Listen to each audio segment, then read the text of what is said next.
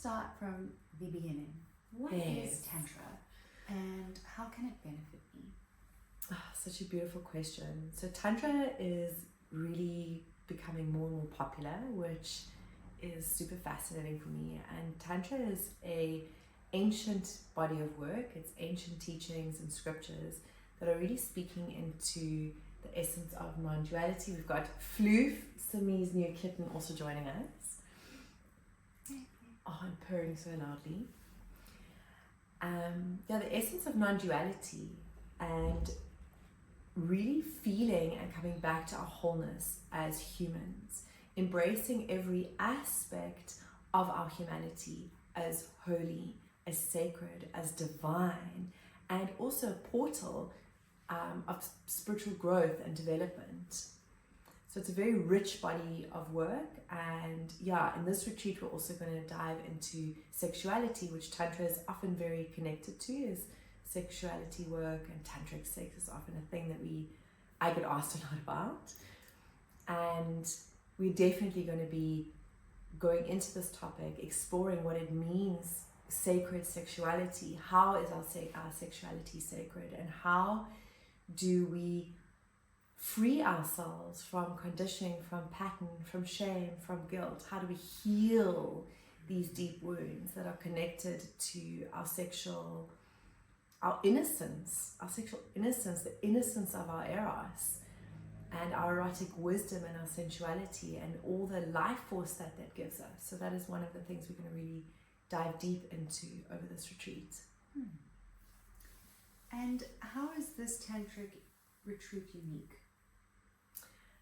So for me, a lot of the Tantric retreats are very focused on New Age stuff. So it's a lot about focused on intimacy and connection practices, and they have lost a little bit of the ancient practices. So for me, this retreat is unique because we're going to do both.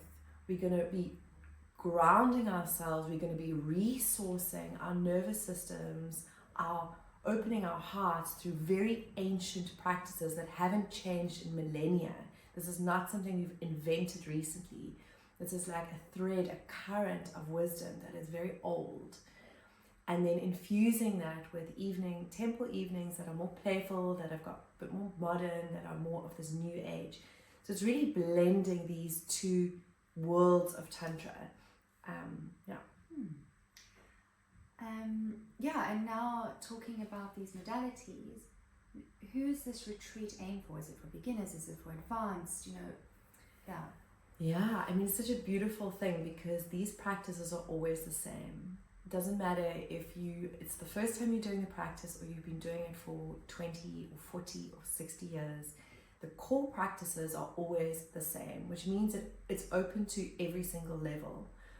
And the new age practices, like some of the temple work, it's going to meet you where you are at. This is not a retreat if you haven't done any personal growth work. This is not a retreat for people that are new to the spiritual path, new to meditation, but it is open and available and relevant to people who are beginning their path of working with their sacred sexuality and working with Tantra. And in that sense, it is kind of beginner friendly. But yes, some skills on how to self-reflect are needed in order to dive deep into this work. Tantra it's quite a evolved space, but you can, if you're not sure where you are, you can just send us a message and do a curiosity call, and just chat to me directly about where you are at and how you feel, and see if this is matching and resonating to where you are right now in your life. How does this retreat address healing and personal growth? I mean, we spoke a little bit about it. I feel very strongly in my own personal journey with chronic illness, coming to connection and healing some of the wounds around my sacred sexuality and my freedom of authentic expression gave me so much vitality, gave me a lot of personal power and returning of that. And so those topics are super intertwined. 3 pillars of the work that I do is truth, power, and pleasure. And this retreat definitely is going to touch on all of that. What is our core of our truth? What is the true, authentic expression? How do we hold ourselves with sovereign, with power, with soft power, not power over? And how do we tap in and unlock pleasure? And we're not talking about orgasm pleasure. I'm talking about the pleasure of eating the most juicy apple, like to feel the body completely awake and open to receive reality, and then eating or experiencing a sunset that you can really feel the bliss, the pleasure of life itself. This work is really, really deep and profound, and brings up a lot of resistance in people. Sexuality, sensuality, scratching on these surfaces are tender. What are your thoughts around the resistance to this work, and what can you give insight to? Yeah, it's such a beautiful question, because I think we all have resistance to touching the places of us that are so deeply sacred, so deeply personal, and so deeply intimate. And one of the things that I really want to bring into this work is softness, is purity and innocence to these spaces, so that we get to touch these very tender spaces in a loving and kind and graceful way. I think a lot of the tantric work out there, and it's not a judgment, I just think it's quite fast forward. There's like, if this kind of rebellious teenager movement, it's like you're not allowed to talk about sex. Let's talk about sex all the time, and let's have orgies, and let's go wild. There is that work out there for sure. This is not the work that I believe is supportive to where we are now, and the work that I was connected to on my path of doing this work.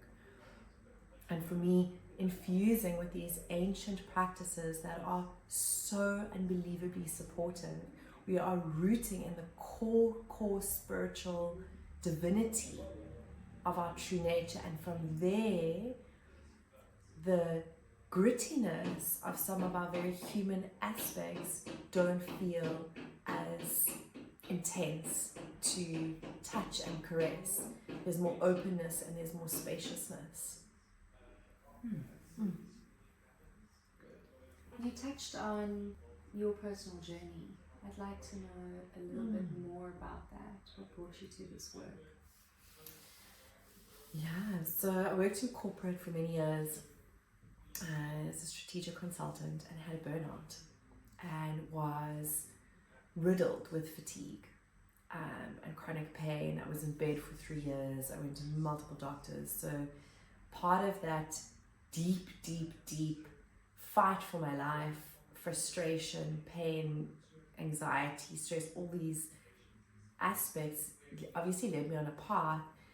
And at some point I was fortunate enough to hear about de-armoring, actually. And that is where I started working with a tantric practitioner, and I couldn't believe that I didn't know this work.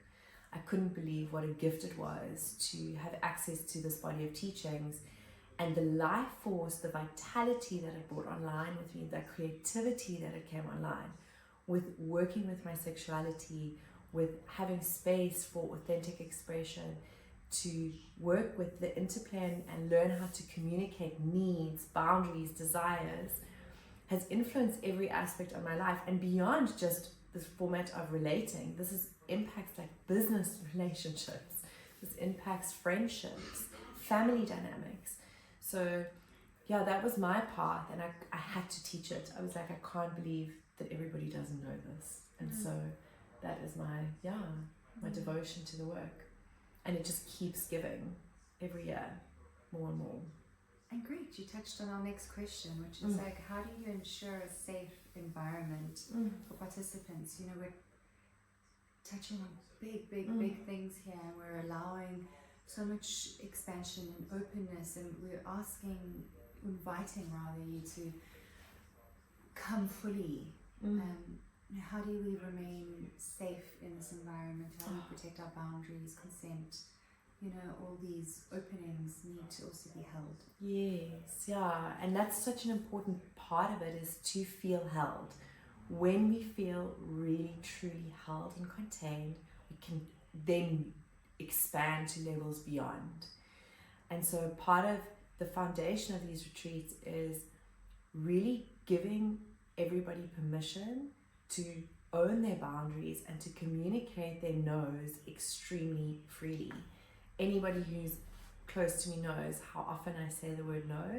This is a very common word in my vocabulary, having learned that the hard way after I'm a recovering yes girl, I'm a recovering people's pleaser.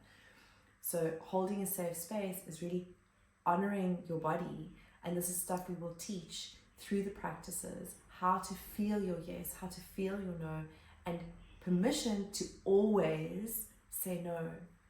Everything is just an invitation, it's an offer, and how to step through that door and when to step through that door is completely in your control. One of the beautiful things about a retreat as well is that we get to know each other. So in a temple night we have I never stick to 4 hours, poor Simone has to manage that, but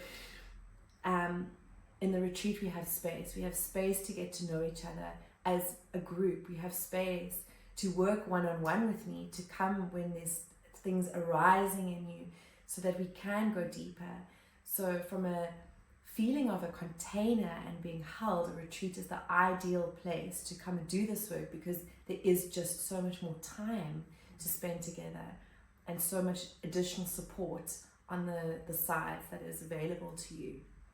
And I just want to also, this venue that we're going to, Bodhikaya, is just so beautiful. You're surrounded by nature, and to get out of the city, to get out of your own space, to become spacious, to grow, to go on those boundaries and go, let's go a little bit beyond. Do I feel safe?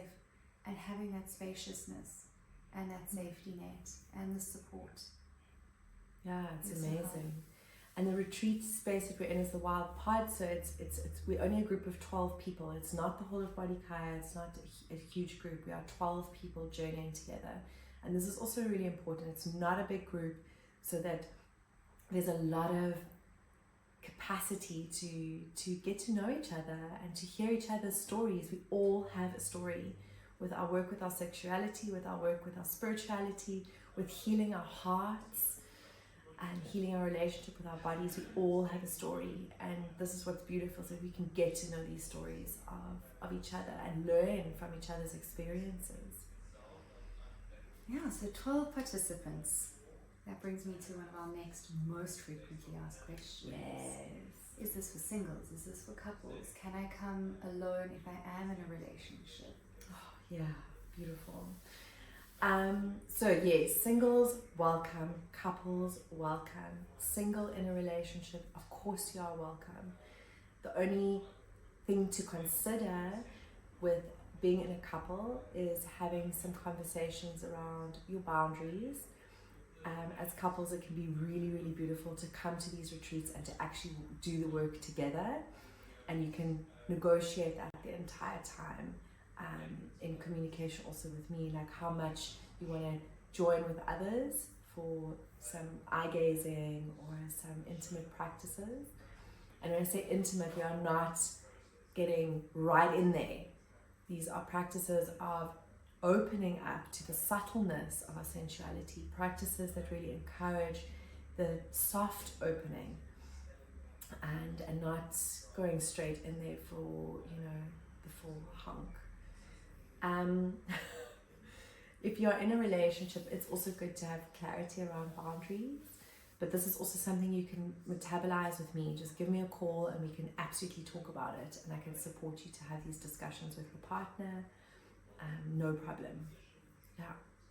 Yeah, I think we often confuse tantric work again with sexual, and that you can only do this with your partner.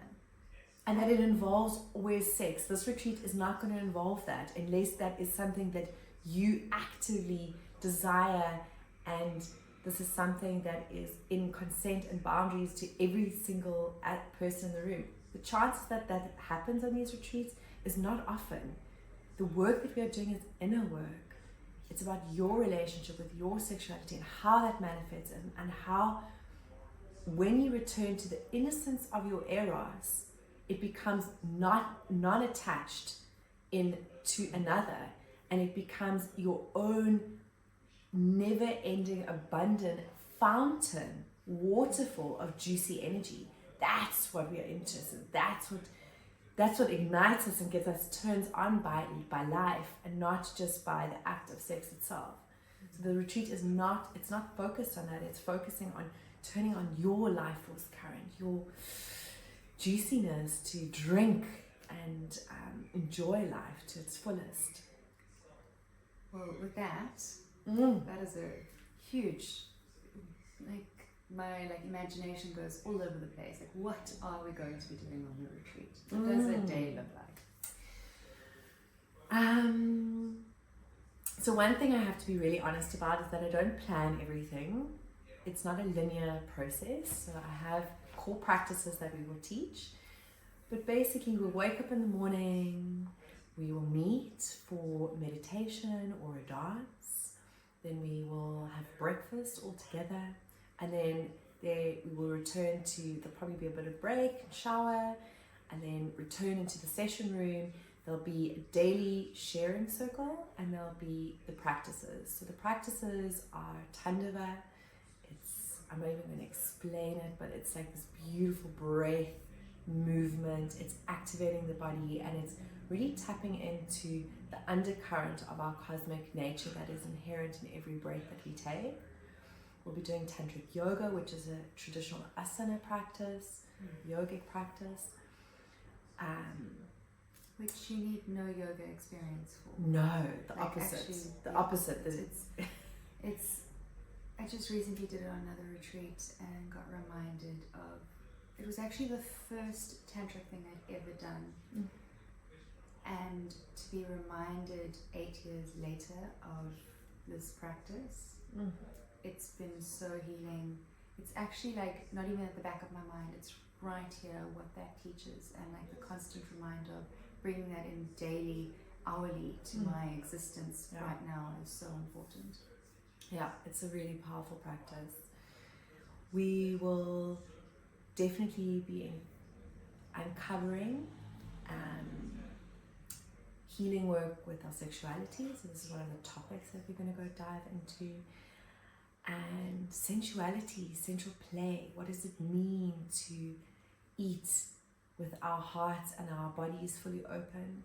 So different practices, engaging with our senses, our sight, our hearing, our smell, our touch, and opening up these senses so that we are able to receive the beauty of life that life has to offer us. And and one of the cool parts of it is true eros, is working with connection to what is your eros when it is unattached. Are we speaking about the day? So I don't know what the days are going to look like. These are the core practices and the core themes, and we will feel into it the day together. We will design the day together. Part of the tantric teachings is stepping into the mystery, stepping into the unknown, and being comfortable in that. So as a facilitator, that's my medicine. Can I go into a retreat where I don't have a plan and a schedule of everything that's going to happen, and show up there present to be with you, to journey together, so that I offer you what it is that you are coming to receive and not what I want to teach. And that is the heart of Tantra, is relating and being present with what is truly there. But yeah, we will have lunch, and then there'll be a session in the afternoon, then we'll have dinner, and in the evenings we'll do more of a temple night structure. And what that means is we will all adorn our bodies and make ourselves feel beautiful, and come in for a sacred ceremonial style of working with the erotic current. And yeah, will all be very guided and very held. The venue there's a fireplace, so we're going to be super warm and cozy.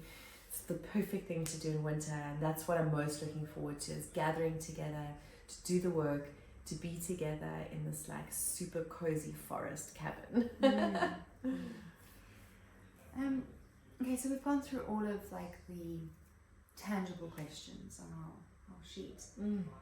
And in this conversation, we've used words like sexuality, sensuality, and eros. And they so often come together as one. Yes. Oof, great question. My last thing is, can you create three, what are those three for you? And the question actually, I wanted to actually ask you, what are those three for you? Yeah, and can you discern them?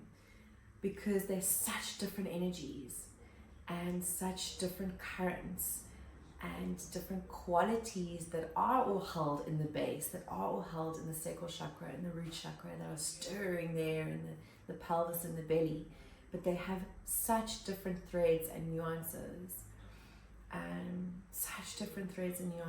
And honestly, I feel like we're doing a webinar this evening, which I'm sure most of you will, if you have seen this and you didn't get the recording, just message and we'll send it to you. But I think this is one of the pieces that we're going to discuss, is what is sacred sexuality and what is sensuality and what is eros. Eros is life force energy. Eros is our natural current. It's not necessarily intertwined with sex. And sensuality can be, you can have the most erotic experience, as in life force, juicy, I feel alive in my body, excited to be on this planet experience from eating a plate of food. Sensuality mixing with eros. And it's not to do with sex. So this is for me the interesting thing about working with these topics, is that Tantra became so synonymous with sex, and actually it's so much more, and the teachings have so much more life to give you. Thank you. Yeah. We'll see you there. Yes. Message us for any info or questions or curiosity call. We're here. Ciao.